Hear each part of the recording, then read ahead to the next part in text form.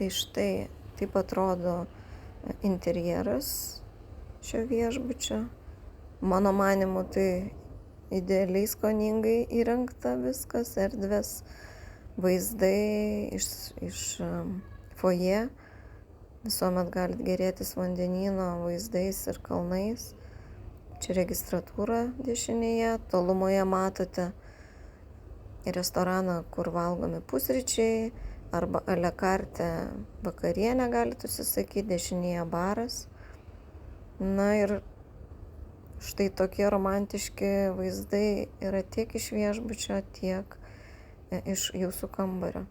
Na, o taip atrodo viešbučio įėjimas. Ir viešbučio pavadinimas Aqua Natura Bay. Na, o štai taip atrodo kambario vidus. Ir kaip matote, nuostabus vaizdas iš balkono.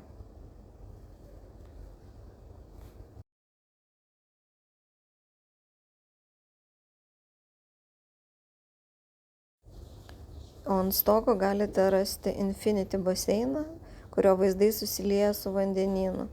Iš tikrųjų labai instagramiškas baseinas. Mojuoju jums iš natūralių vandenyno baseinų, kur ateina daug turistų ir iš tikrųjų su viešbučio bilietu nemokamai mums. Kaip matote, esame ne vieni, yra čia ir daugiau gyventojų, bet jie prie žmonių neina. Jie bijo žmonių, kaip matote, gyvena savo gyvenimą.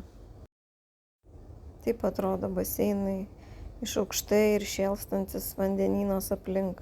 Iš tikrųjų bangos dūžta įspūdingai. Ir prie krašto net neleidžiama stovėti. Na, o jeigu norite pasimaudyti tikruose natūraliuose baseinuose, tai reikėtų į toliau nuo turistinės zonos ir maudytis štai čia. Galbūt mažiau saugu, bet įdomiau.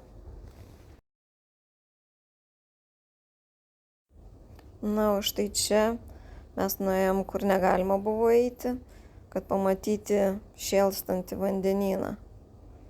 Iš tikrųjų nieko pavojingo.